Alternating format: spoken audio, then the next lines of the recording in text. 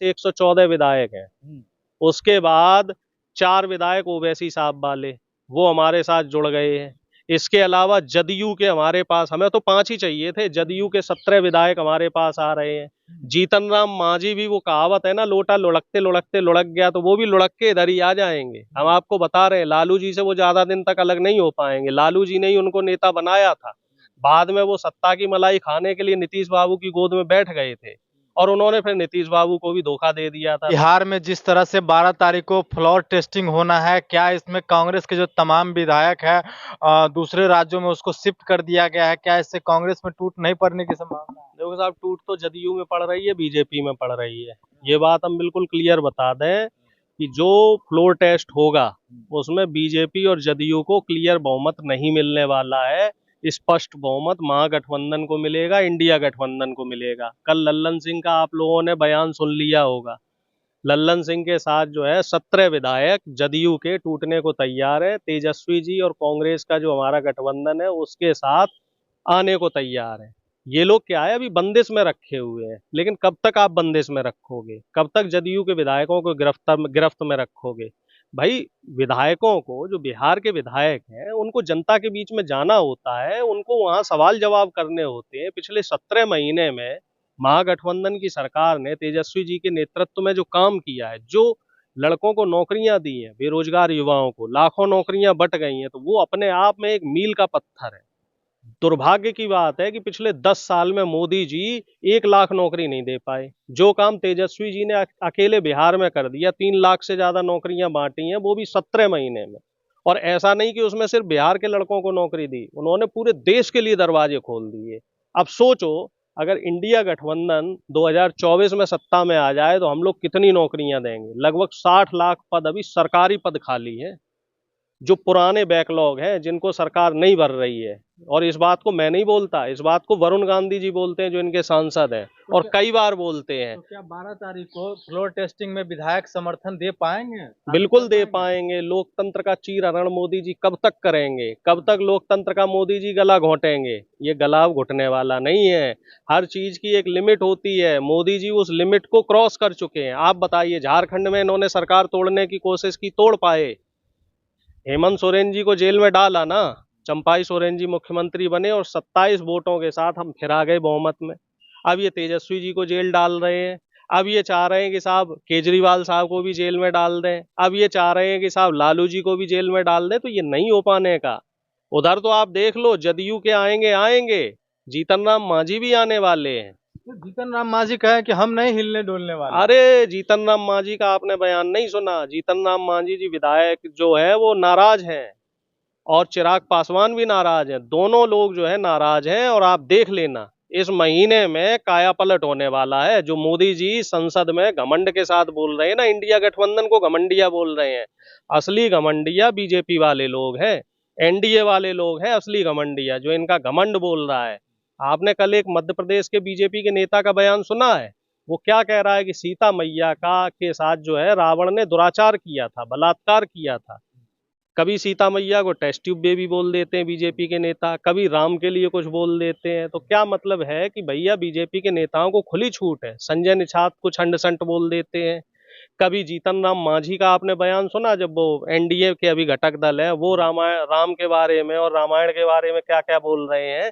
ये लोग सिर्फ धर्म के एक आडंबर बना के, धर्म की आड़ में आके अपनी राजनीतिक रोटियां सेकने की कोशिश कर रहे हैं। आपने गांव में देखा होगा, जब छोटे बच्चे आपस में लड़ते हैं तो जो एक शरारती बच्चा है वो अपनी मम्मी को बुला लेता है, और मम्मी को बुला के अपने मम्मी के पल्लू के पीछे छुप जाता है। छुप के वो क्या करता है? तो ऐसे ही इन्होंने, मोदी जी ने क्या किया है, बदमाशी करते हैं और सीबीआई ईडी को अपनी मम्मी बना के आगे खड़ा कर देते हैं और उनके पल्लू में छुप जाते हैं। आपको क्या लग रहा है कि सीबीआई ईडी के पल्लू में छुपने से काम चल जाएगा? आप बच जाएंगे? ऐसा नहीं हो पाएगा साहब। जनता समझ रही है, देश का युवा समझ रहा है, देश का किसान समझ रहा है, देश की माताएं बहनें समझ रही हैं, और जनता जवाब देगी। उधर राजश्री यादव लिख रहे हैं कि जरूरत तो सिर्फ मात्र 5 विधायकों का ही था, लेकिन इधर तो आधी जेडीयू गायब है। 16-17 विधायक अनरीचेबल बता रहे, रीच में नहीं आ रहे हैं। मैं आपसे कह ही रहा था कि लल्लन सिंह जी कह रहे हैं 17 विधायक साफ के साफ सीधे तेजस्वी जी के साथ आने वाले हैं। और तेजस्वी जी ने पहले ही हिंट दे दिया था कि खेला होने वाला है, अभी खेल हुआ नहीं है, अभी तो सिर्फ इंटरवल हुआ था। असली पिक्चर जो क्लाइमैक्स है वो फ्लोर टेस्ट पे ही होगा।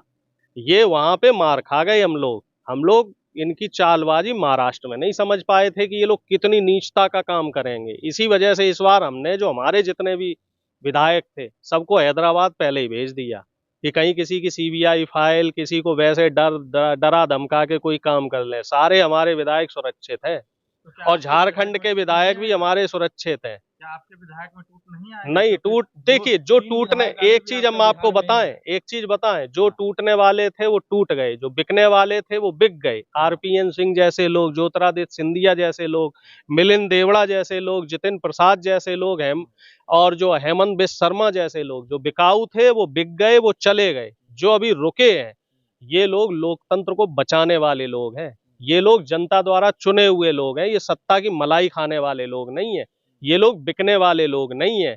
ये लोग अपनी जान की बाजी भी लगा देंगे इस लोकतंत्र को बचाने के लिए और आम आदमी के अधिकारों को बचाने के लिए।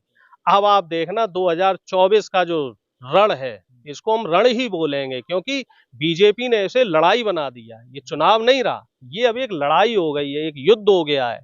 जैसे महाभारत हुई थी तो उसी तरह की एक महाभारत हो गई है। एक तरफ इंडिया गठबंधन है और एक तरफ ये कौरवों की सेना है 38 दलों की। और इस कौरवों की जो सेना है, अब इसमें नीतीश जी भी जुड़ गए, 39 दल हो गए हैं। इस कौरवों की सेना को जो ये धर्म युद्ध होने वाला है इसमें हम लोग पटखनी देंगे, क्योंकि हम लोग न्याय के साथ हैं, हम लोग धर्म के साथ हैं, हम लोग सत्य के साथ हैं।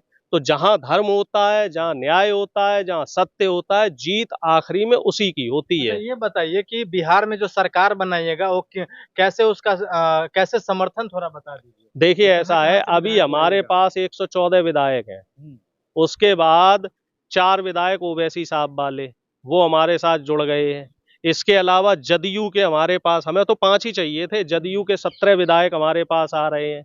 जीतन राम मांझी भी, वो कहावत है ना, लोटा लुढ़कते लुढ़कते लुढ़क गया, तो वो भी लुढ़क के इधर ही आ जाएंगे। हम आपको बता रहे हैं लालू जी से वो ज्यादा दिन तक अलग नहीं हो पाएंगे। लालू जी ने ही उनको नेता बनाया था, बाद में वो सत्ता की मलाई खाने के लिए नीतीश बाबू की गोद में बैठ गए थे और उन्होंने फिर नीतीश बाबू को भी धोखा दे दिया था। तो वो फाइनली वापस आएंगे लालू जी के पास और 135 से ज्यादा सीट जो विधायक है वो हमारे पास हैं। मैं आपको ये मिनिमम नंबर दे रहा हूँ 135, और हो सकता है 140 तक ये संख्या पहुंच जाए। हो सकता है 2-4 विधायक जो है वो बीजेपी के भी आ जाएं, क्योंकि बीजेपी के कई विधायक ऐसे हैं जिनका दम वहां पे घुट रहा है। और चुनाव के बीजेपी वाले नेता को आप नहीं तोड़ सकते। टूटेंगे, सब टूटेंगे। मैं आपको कह रहा हूं कि मोदी जी की तानाशाही जो है वो ज्यादा दिनों तक नहीं चलेगी। ये आप देखना 2024 में जैसे रावण का पहले घमंड टूटा था, वैसे ही मोदी जी का घमंड भी 2024 में टूटने वाला है। और मैं बड़े जिम्मेदारी के साथ आपके चैनल पे कह रहा हूं और इस बात को आप लोग नोट कर लो, 2024 में रावण का जैसे लंका ढही थी तो उसी तरीके से मोदी जी का किला जो है वो पूरी तरीके से ढह जाएगा, जल जाएगा और इंडिया गठबंधन की सरकार बनेगी और पूर्ण बहुमत के साथ सरकार बनेगी। और बिहार की बात रह गई तो बिहार में तेजस्वी जी मुख्यमंत्री बनने वाले हैं। ये मैं आपको भविष्यवाणी कर रहा हूँ, बड़ी बड़ी जिम्मेदारी के साथ कह रहा हूँ। मुख्यमंत्री बनेंगे, बिल्कुल बनेंगे, उन्हें कोई नहीं रोक सकता। कितने भी ये दुराचारी हो, अत्याचारी लोग हो, ये लोग नहीं रोक सकते हैं। और जो फ्लोर टेस्ट होगा उसमें बहुत बड़ा परिवर्तन होने वाला है।